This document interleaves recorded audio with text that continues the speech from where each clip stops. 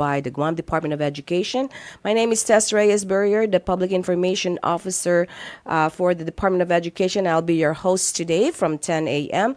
to 11 a.m. EDUKUENTOS show highlights the remarkable achievements and positive contribution of our students, teachers, and staff. Join us as we explore the educational landscape of Guam, providing a platform for interactive discussions and engagement with key community stakeholders. It's all about celebrating the collective effort in creating an enriching educational environment. Tune in and be inspired. For those interested in listening or participating in the conversation, you can also access the show by visiting the Wave 105.com or www.thewave105.com. We are also live on Facebook at 105 and also at the GDOE official Facebook. Oh, by the way, we are also live YouTube 105.1. Okay, there you go. Well, before we start with our guest, I'd like to again inform the public that the community engagement sessions on school maximization and realignment of attendance areas is going to be today because we had it yesterday. Again, Thursday, December 19th at 4 o'clock p.m. Faculty and staff of Catan and Luchan regions will be it's going to be online. And the Luchan and Catan, these are the schools that we have. Aganya Heights, CL Titano, Chief Brody Memorial, LB Johnson, Tamuning, Jose Rios, John F.K. High School. In Catan, we have Adacao Elementary School, BP Carbolito, JQ San Miguel, Orda Chalampago, PC Lujan, Price Elementary School, Agueda Johnston, LP Untalan, GW High School, JPTSA, Tijan High School. And that will be today at 4 o'clock, and that will be the faculty and staff. At 6 o'clock, it will also be available for students who wants to listen. Parents and community of Catan and Luchan regions can actually listen too. So these are the continuous effort of the Guam Department of Education to be transparent to our community. We also have it on Friday, which is December 20th at 4 p.m. Faculty and staff of Lagu region. The schools involved are high school, Harry Truman Elementary School, Inalahan Elementary School, Marshall Sablan Elementary School, Meritzo Martyrs Memorial School, MU Lujan, Talofofo, Inalahan, Ocean View, Southern High School, JP Torres Success Academy. So that would be like 4 o'clock. It will also be available again at 6 p.m. Students, parents, and community of Lagu region, please listen and join us. It's going to be hosted by our Deputy Superintendent, Joe Sanchez, and Dr. Swanson will also be there. So, before anything else, today the show is all about school-based behavioral health and universal screening. Today's show, we are fortunate to have in this series, we will delve into the critical aspect of universal screening in schools, exploring its significance and pivotal role school counselors play in this process. We'll discuss what universal screening entails, why it's essential, and whether school-wide mental health screening is beneficial practice. Additionally, we'll examine the importance of screening students for social and emotional challenges. We are fortunate today, Nadine Cepeda which our head or lead school psychologist is under the weather today. But we are fortunate too to have the two gentlemen here in the studio. And we have our Jessie Baleto school psychologist and of course Ernesto Regalado social worker, both support part of behavioral health team. Welcome to the show. Please introduce yourself and let our listener know what you do for our students. Yes. Hi. Yes, Jesse. Thank you Yes. for having us. I'm Jesse Baleto, district school psychologist. Among the many things or duties that we provide to our students. One is individual, family, group therapy, and debriefing services. Debriefing, okay. and or testing as needed under the Behavioral Health Services Program with under Student Support Services Division. Okay. And what about Ernesto? Yes. Hi, and then yes, so thank you. Yes, I'm Ernesto Regalado, social worker with the school-based behavioral health team. And then just like Mr. Jesse was saying, you know, we do critical incident stress debriefing, and then they offer therapy and then consultations. As a social worker, I would do things like case management with students and their families and the schools. I would also do, what's it called? Psych education. And so psych education is basically how we kind of educate the students about their mental health, especially exploring coping strategies. Mental health. Now, we know we went through COVID, right? So the students started coming into school maybe like after 2 years, and they've always been inside the house, and even the learning process is actually online. So did we see any difference when they started going back to school? Maybe I'll Yes, start. yes, of course. What is reported is students not being as connected with their peers or with their teachers, and so that isolation has created a number of struggles for students. Their social skill building or their social skills may have sort of fallen behind and is still being developed. Academic performance may have been impacted as a result of their isolation, their lack of peer support, maybe their connection with their teachers as a result of being online for a year or so. And just the emotional toll that it takes being isolated from your peers and that lack of social interaction. So it's even different too, even though you talk online. So with person to person, face to face is also different the way you approach it, right? That's correct. Yeah, yes. because sometimes when you're online or when you're texting, you say things, oh yeah, whatever. But when in person, you cannot really say it. That affect the students before. I mean, now, after COVID. So I know there's a pilot project that you guys are doing, and it's the importance of universal screening. Can you tell us all about this universal screening? And you said that it was like a pilot for 2024 spring, right? So this is the first time we're going to do this, and during the springtime. And why did we start doing this? Oh, so actually, Jesse, if you want to say why, and then I can say what's happened after. Yeah. Sure, Okay, sure. sure. Maybe I can go back to the leadership on the national level. Okay. So President Biden recognized the importance of supporting youth mental health. What that means is supporting our students, their ability to express emotionally, and interact appropriately behaviorally, and then and it all has its impact on academic performance. So this is basically like screening in schools. So I'll let Ernesto speak to that. So, Okay. Yeah, President Biden provided the funds so that these Oh, okay. screenings can happen within the school and identify students who may have some struggles or may have concerns or both. And this screening helps to identify. So they have counselors in each of the schools, or there's different counselors that are available for the school?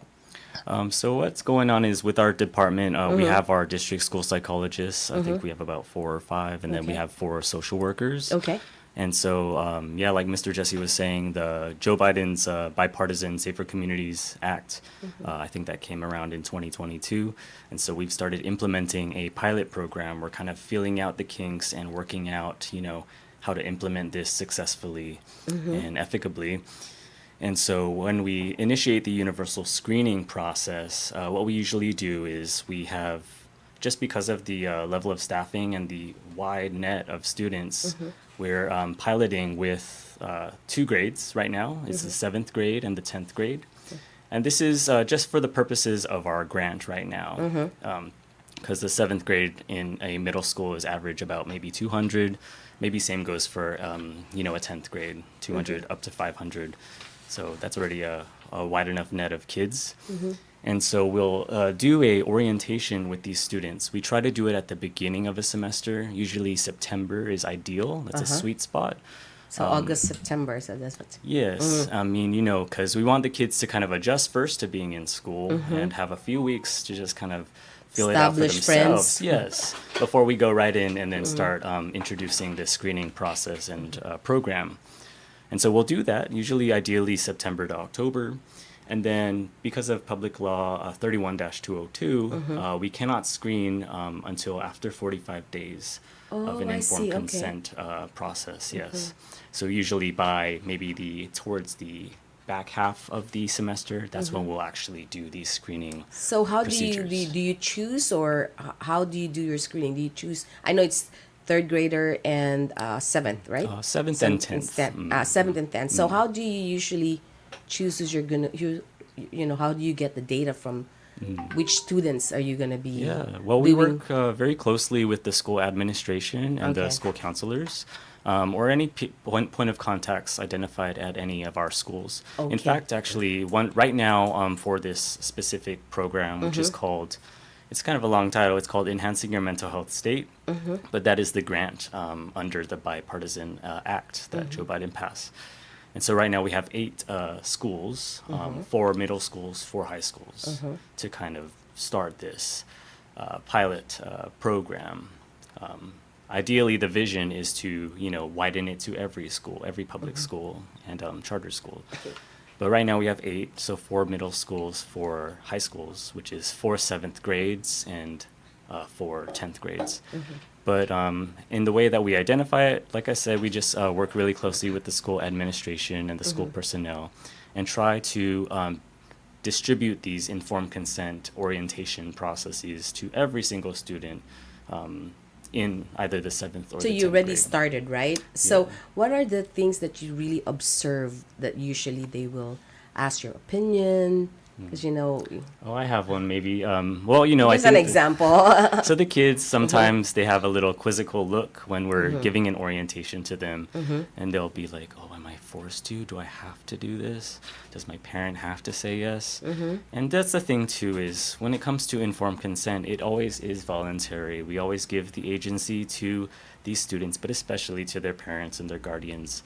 So there's always the potential for the parent to, if they don't like it, they Then can say they no. don't have to. Right. They don't have to. But you're not trying to force anybody to. It's a voluntary process. I see. So that's the screening as a public health approach, right? Is there anything else you want to? It Yeah. says increasing access to. Go ahead, please. Yes, I wanted to add in this orientation process, discussions about mental health comes up. Like, what is it, right? What does it entail? It entails how we feel, right? How we think and how we behave. So in those kind of conversations, more questions arise. It's very sensitive. Yeah, actually, let me add to that. That's a good That's a good point too. Is even just saying the word mental health. Yeah, that's the thing. is They wouldn't really. stigmatized, Yeah, it was like, I know, I have some feelings of this. I don't know how to approach, and I don't have, I don't have friends. But I don't want to say it's my mental health, right? Yeah. So it's just really saying, trying to make them comfortable. So how do you do those things? And we want to be clear, when we mention mental health, I know there's a lot of stigma that we're still Yes. kind of working on, that it means you're crazy, or it means But it's you're not, kaduku, right? or what have you, loco, loca. But really, everybody has a mental health. If you have a Sure. mind, you have mental health. It's all about checking it, similar to physical health. In Or fact, being aware of it, right? and so actually when we do our little orientations with our students and our school admin, we tell these kids to make them understand it, just like if you have a sprained knee and you go to the doctor, that's addressing your physical health. Same goes with mental health. If you're feeling a little extra sad lately or a little extra anxious, it's just about getting the help you need. It's you get not frustrated. or frustration, but it's not to say that you're crazy or that there's something wrong with you. Yeah. But identifying it would actually help you. Absolutely. Right? Yes. Yes. And then from there, you can actually. Do you guys like assist them or give them advice? What do you usually, a psychologist? Sure. But I wanted to add before Okay, I sure. address that is along with the discussions about what mental health is, and it could be struggles with our emotions, it could be struggles with how we're thinking, and it also could be what we are doing to support it, right? What students do, what kind of music do they listen to? What are the supports that they get from their peers or their teachers? That also is part of their mental health. It's so that art too, right? Expression of themselves. Yeah. Dance is really popular as well. So yes, art. Oh, okay. Those are examples of what is brought up in these orientations, so that kind of helps to address maybe the concerns that they have about talking about mental health, and kind of looking at its wider reach, right?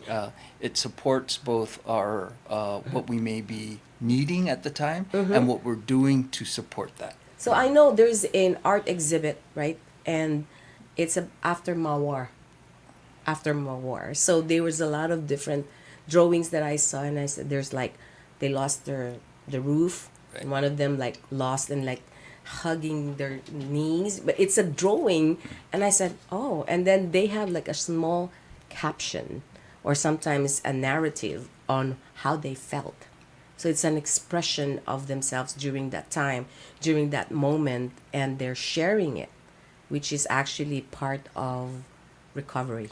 Correct. Yeah. Yes. I think also Jesse and I, we're kind of unique in a way because we also used to work at Guam Behavioral Health and Wellness Center. So Oh, yes. we've had very profound, frontline experiences with the range of what mental health encompasses and how people cope, how they use art, how they use music, dance, exercise. So, is there any specific student, by not naming, but any specific that you remembered and you were able to cope with the student?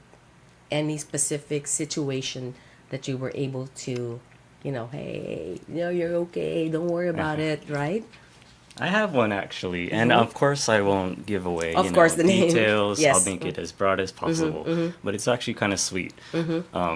So there is this one Miley Cyrus song, and it's called "The Climb." I'm not gonna sing it for you guys, but I had this one young woman who, she was really going through a very hard time, just to put it very vaguely, and I would put on this Miley Cyrus song. It's called "The Climb." So your young listeners, Not the Wrecking Ball. No, thankfully no. Oh, that would have been a different, whole different day. But "The Climb" is a much gentler and more Okay. inspiring song. So, what's it called? The young listeners will know what I'm talking about. But anyways, she really liked that song because she's in that age group, and I put on the karaoke version of it on YouTube. And this poor girl, she was very kind of a Emotional? little lucid and emotional, but it was almost like that song brought her back to, the present moment. Oh, the moment. And she started singing it, and then I started singing it, and so we were doing a little duet on karaoke.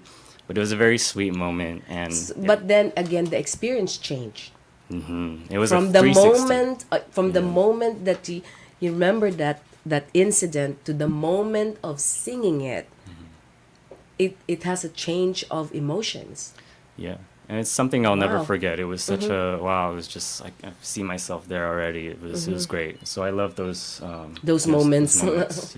What about you, Jesse? I Have do you- want to add that during the orientation and these discussions about mental health, the questions itself, right, kind Okay. of allows for this a more open conversation, and then there's a level of support that comes from all those that are participating in the orientation. So there's a level of peer connection that happens. So in the at a- beginning, it was like that, or you had a powwow first before you actually say whatever you have to say. I think it's safe to say that in the beginning you're gonna get students who are kind of guarded, right? Kind of not so sure about us. Okay. Not so trusting. Yes. And then perhaps a little bit down the line when these discussions come up, their guards are lowered a little. right? That's good. And so I think that's Do a you know some of success. the questions they asked? Do you still remember? I think Ernesto alluded to that, So, and that is, am I crazy? Is this for crazy Oh. Right. people? Am I going to be put away? Am I I going to in be? trouble? Yeah. Or, yeah, oh, so all poor those thing. come up. So that stigma that Ernesto referred to, it's very, very present with our youth. And so breaking that down is just one part of the whole process. Oh my, that's a lot of process, Yeah. right? Because sometimes you know, like what you said, sometimes they won't tell you, and then they just give you a stare. It's like read between the line. Are you Correct. gonna talk to me or not? Yes, Yeah. yes, yes. Oh, I see. So this age group are a very tender age group. Correct. So it's like basically telling them mental health is not you're crazy. We all go through the process of how we feel in that moment, in that time of our life, right? Not only, I mean, not only the students, but even the parents, you know, like me, you, we all go through this process. Wow. I will add It was like, though, yeah, you know, this generation, it's a special one because, you know, say they were cloistered during COVID and they went through Mawar, at least on Guam, but now we're living in an age of information where a lot of them are kind of educating themselves. Some of the it's kind terminology of they dangerous use, sometimes if it yes, is true or not, right? right, yeah. They sometimes self-analyze themselves based on their, like when they Google or TikTok it, or yeah, TikToking. Or what they Oh. learn from their peers. Oh, okay. So their peers might be misinformed or misrepresent a certain condition or a struggle, but the conversation about it is important, right? Yeah. Maybe to fact check a little bit, right? And so that peer support happens. There's role modeling that goes that is a part of this whole process, and again, just sort of opening up the conversation more. So it's like I'm trying to remember when during our time, it's about sex education.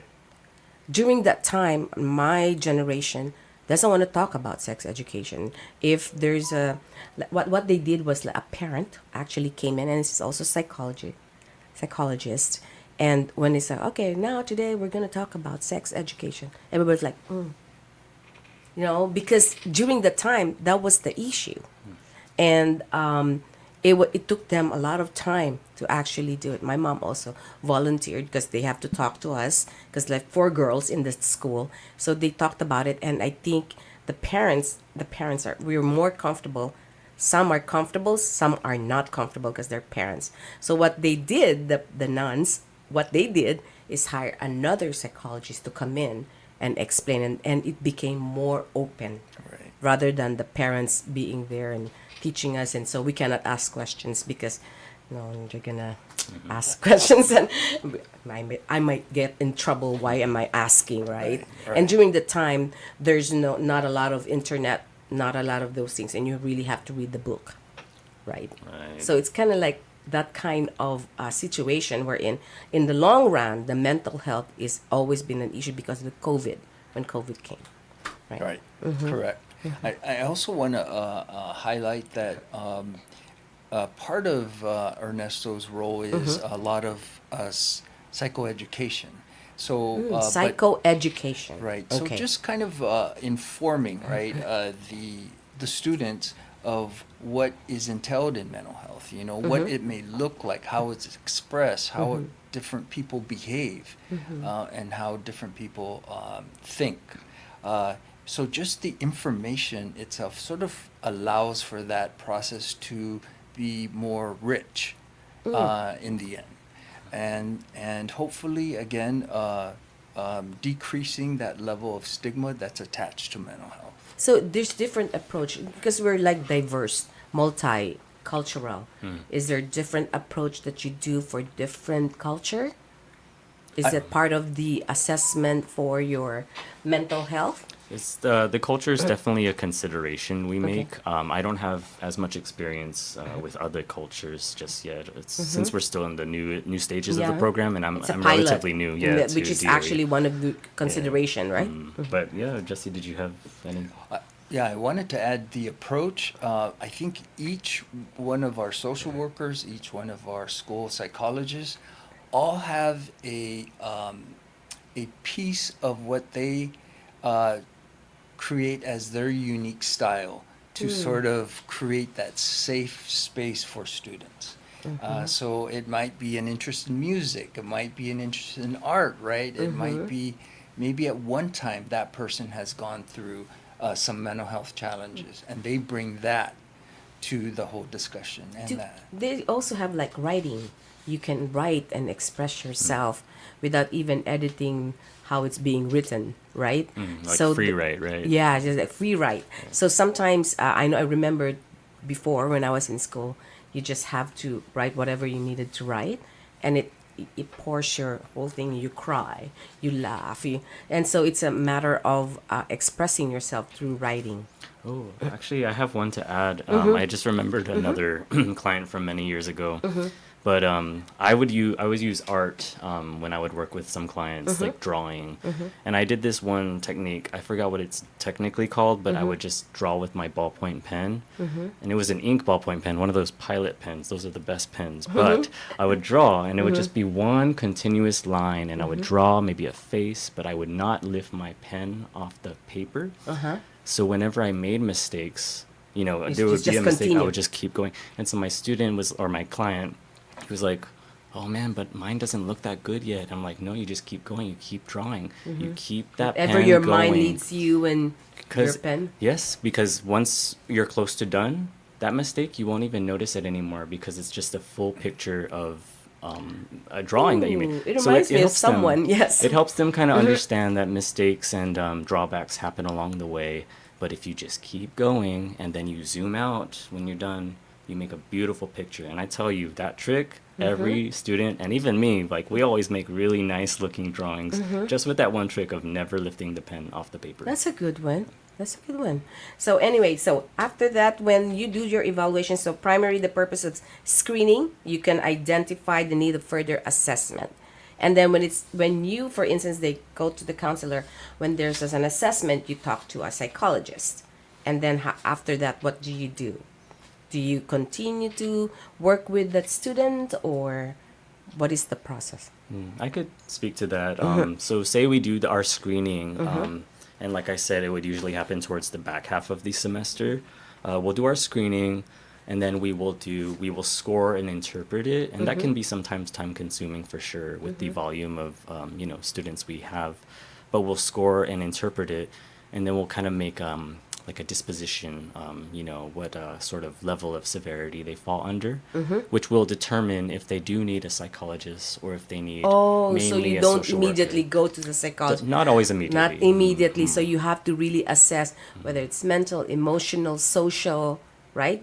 That's how you screen it.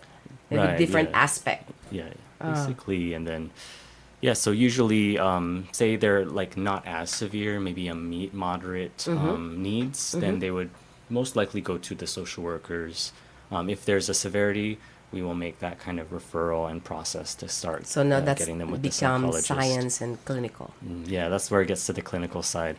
But to speak to what would happen after that, we can initiate the psych education groups that we were mentioning. Basically, those little roundtable talks with the kids to help them develop coping skills. So we try to figure out what we can do in the interim until they could see a psychologist. Oh, Yeah, wow. and- So how many counselors do we have again? So I know you guys are psychologists, in and out of the office.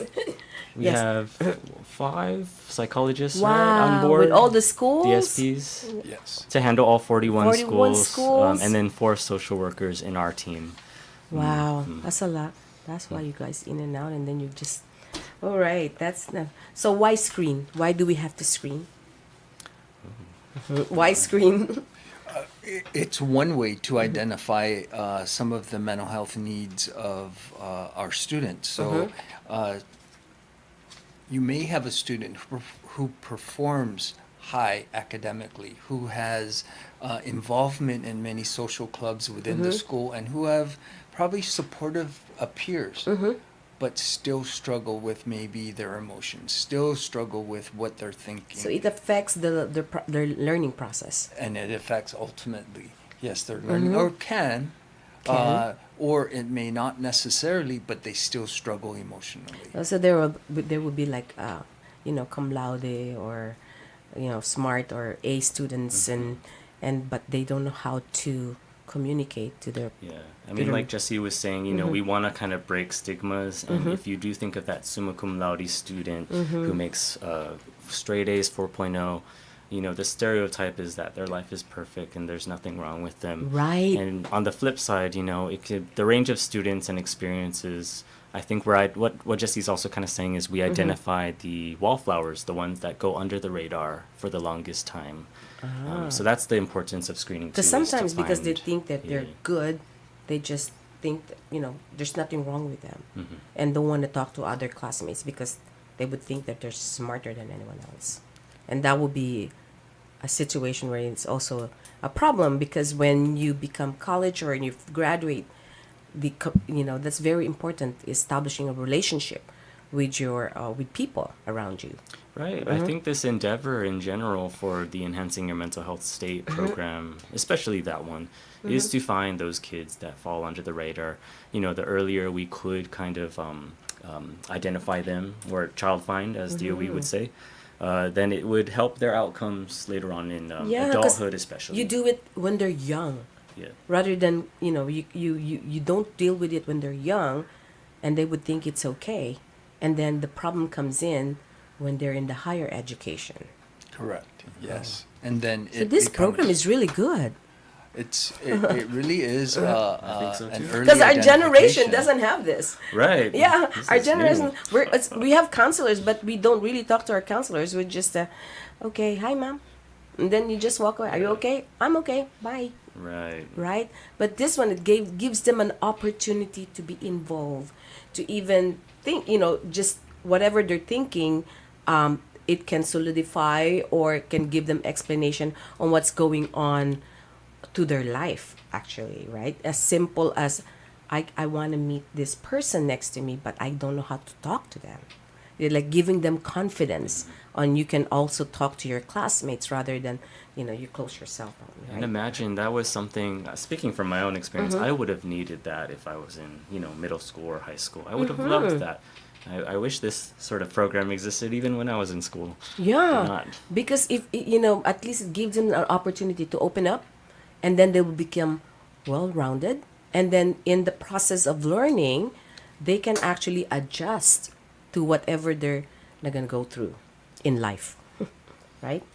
Wow. Okay. So it says here why we screen. It's also prevent and early identification, and you also increase access to services. So if there's any need, like what you said, if there's any need as psychologist, then you actually give your assessment to a psychologist. Is that what it is? I think in short, In there's short, there's a kind of what's the word? There's a process for sure. There's a lot of procedures that are followed. But did you want to? Yeah, I don't know if I I captured echo that what right. Ernesto. There's a process, and this early identification alerts us, right? And then it alerts the It schools. alerts you. Okay, then, good. We can be able to partner with the schools and say we may want to pay more attention to the student, check in, right? And Because maybe middle school, right? Middle school. middle and high school. High school. Right. They may not. That's a very tender age. They're wherein both, you like, yes. They're like, the Still mind is different. developing. Yeah, developing and trying to understand things around them. Correct. Yes. So it gives the opportunity, right, to offer maybe some service, offer some education, or a combination, and sometimes that's all that is needed, and then sometimes there's more that's needed. So it's a combination of all those different levels of trying to provide a service, and it's driven by the student. Wow.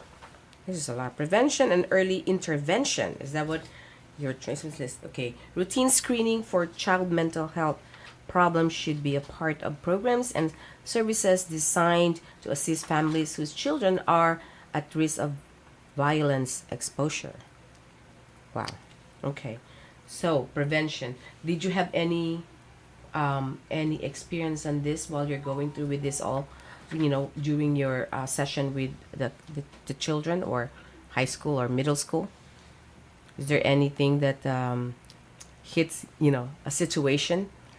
So maybe like if the screening was reviewed and maybe some indicators that there's some not so helpful thoughts, right? There's maybe a past history of self-harm that can be identified and addressed, and a referral may be needed, or some education on how to best cope, right? Some information about what are ways to be able to minimize those feelings, minimize those thoughts, or reduce those thoughts. And coping skills to be able to address when times are kind of rough. Plans are developed on site once those students are identified, and so that can be a plan that the student refers to when they may be struggling. So So it's like mental health screening so important because like suicidal prevention it could be, yes. could be, and it can be dropout prevention. Correct. Because yes. if they cannot cope up with, classmates, right? And they can't do it, and so never mind, I won't go to school, right? Or being bullied. Yeah. Like juvenile justice issues, reducing stigma and normalizing mental health in our community, right? Empowering and improving self-esteem for all students, that is important because that's where would they get involved, right? To activities, events, whatever. It's good because if they don't, then they just stay home, and it's Yeah. social. How should I say it? Socially, they cannot adapt to the changes around them. Right. I mean, and that's, especially it's such a severe byproduct of COVID. Like we kind of Yeah. forced the whole generation to get used to that feeling of the isolation and staying in a room or a house and literally only interacting with a computer sometimes. I have some students that prefer to type than write with a pen and paper now. Right. Like I'm noticing that more, or even just their verbal intelligence or their ability to understand Communicate. how someone feels by looking at their face. You see a lot of these profound impacts of COVID that I think we're still discovering, to this Yeah. day. But yeah, like you were saying, the whole like social isolation is major, and it still needs a lot of help with us helping them figure out how to get through that. Yeah, I teach at GCC. I'm an adjunct instructor at GCC. So I've experienced online teaching. So some of them will have mass, some of them wouldn't have mass. And then face to face, we have mass all the time, right? And I would be in a restaurant and they go, "Hi, Miss Tess," and I'll just look at it. You don't remember me because I was wearing mask. I said, "Oh, are you Yeah. my student? What year? What semester?" And it's different when you see them in person, because on screen they're more, they talk, right? And then face to face, when we're already in the classroom, nobody talks. So this is me trying to talk. Okay, what do you mean by this? I have to be animated, so they can start talking, and it's okay. Yeah, So- and I think it's going to be very good that we kind of identify these kids and understand them, because this is an entirely new generation. They're like finding something like Skibbity Toilet very entertaining, which to someone older, what they would not even fathom. What is a head coming out of a toilet? How is Yeah. that funny? Yeah. But yeah, I think we need to understand this generation, because of course they're going to be the ones that are going to be taking the mantle, being the adults of the future and taking care of us when we're older. Yeah. So we want to understand them and we want to help them, because I think that there was a very clear collective trauma amongst these young kids who had to endure. They're very creative with TikTok. TikTok, right? Yeah. And not just that, like Yeah. looking at TikTok, I mean, I Yeah. can imagine they're developing a lot of like body image issues when they see all these pretty people constantly. I don't think we were meant to see this many perfect looking people Yeah, in and our it's lives. because of the app. I've seen that. I was like, I look at it, and then I think the app just kind of like distorted or something, and then Oh, you see yeah. the real face. I'm like, Right. okay. The filters are getting The more filters- sophisticated. Yeah, the filter, Yeah. and then you see the person in person. I was like, oh, you don't look like that on TV, on TikTok. Anyway, so okay. So you said screening strategies. You have different strategies that you do for each individual. It's like designed to whoever the student or the person is, right? Correct. Yes, it's a very what we refer to in therapy as client-centered, very student-centered. So kind of customizing our interaction. I like for that student. customizing, yeah, analyzing to specific student. Correct. Oh, wow. This is really good. I hope it lasts forever. Us too. Right? So, okay, screening education in an educational setting. Entry, and I'm sorry, I'm reading your presentation. This is really good. Enhancing your mental health. So there's a comparison now. You were able to see at least from a spring of 2024. But did you see the difference? Have you seen the difference between the students that are being, exposed to this kind of about mental health, learning more about mental health? That you're not crazy. I think I can speak to that because I think at this time we're still, going to discover, we're still going to have our findings. In fact, some of our team are already dispatched to do the mental health screening, so we're still in the process I see. of doing it. Like right this minute, I'm sure they're already doing some down south. You want to say hi, hello? Hi, guys. Hello. Wow. This is very sensitive, but at the same time, it's very interesting. And because I know that it can help, help the students as they grow older and they can easily adapt. I hope this project actually continues and move on. So better understanding. And I know sometimes when a student says something, oh, you're crazy, right? And then you start bullying, and that's where you're going to shut down. The student will shut down and not continue on going to school, or they get in trouble. Right. Yes, because, education isn't the only important thing with going to school. It's also socializing. It's role-playing how to be living amongst people in the world. And then I guess our role is, the other need that kids have is their mental health. So we want to cover that base as well while they're in school. Yeah, but I think, mental health is very important because as you move forward, the process of learning, you're more comfortable about yourself, right? And then you start studying, and then you see vision of how you want it to be when you grow up. That's how it is, right? Well, when you go older, right? So are the parents also involved in, if there's any situations, do you call the parents to have a meeting with you, or how do you do this? When I know there's sometimes somebody gets in trouble, let's say. Let's try to pick on one girl or one boy, and then the parents also get involved. Can I start? Yes, please. So none of this can happen without the consent authorization from the parents. So from the start, from the get-go, parents are involved. They're informed of what is going to happen to their child, and if there's any reservation, or if there's any lack of agreement to continue, the parent has that authorization to either continue or to withdraw or to decline. I see. So they're involved at the very start. If there are other concerns that come up during the screening process, they're informed, they're contacted, so that they're a part of the process along the way. Yeah. And then if a referral is needed for more services, more support, they're involved as well in that decision making.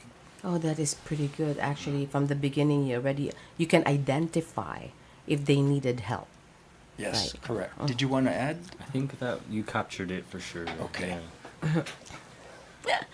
It's very complex, but it's Yes. it's fun to actually, to understand mental health. It's not a problem.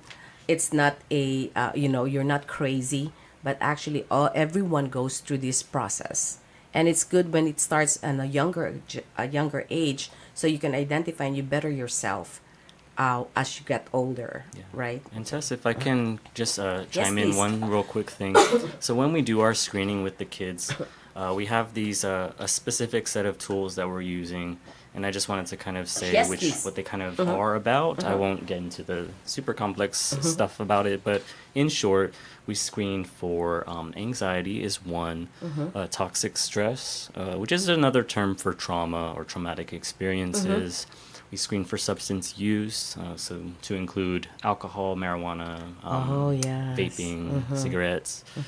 And then we also screen for signs of depression. So those are kind of four key realms that we're exploring with the kids when we do our screening. Yeah, I know it's very technical, right? And it's very heavy. It's very It's heavy very stuff. heavy. I was You know, like- kids are allowed to, even, Admit. talk about or admit it. Yeah. Oh, Yeah. wow. So it's uncomfortable for everybody, but we try to make it as comfortable As as comfortable possible. as Yes. possible. So this is good that you guys came over here and actually explain it, and maybe they can open up to you, and makes them a better person. Yeah, and it can improve their life, because sometimes even adults, like making them understand that even adults go through the process, not only not only the them. Right. Right. Oh, wow. Okay. What is the responsibility of the school psychologist? I think I pointed to that to- earlier, but Excuse all me. the school psychologists are licensed therapists. So providing individuals therapy, group therapy, family therapy, and the crisis debriefings, those are kind of the primary areas of their responsibilities, along with testing. So if there's an identification for a student that may be displaying some academic or behavioral challenges, some testing may be needed. A school psychologist You can be identify able to- the students getting all A's and suddenly failed.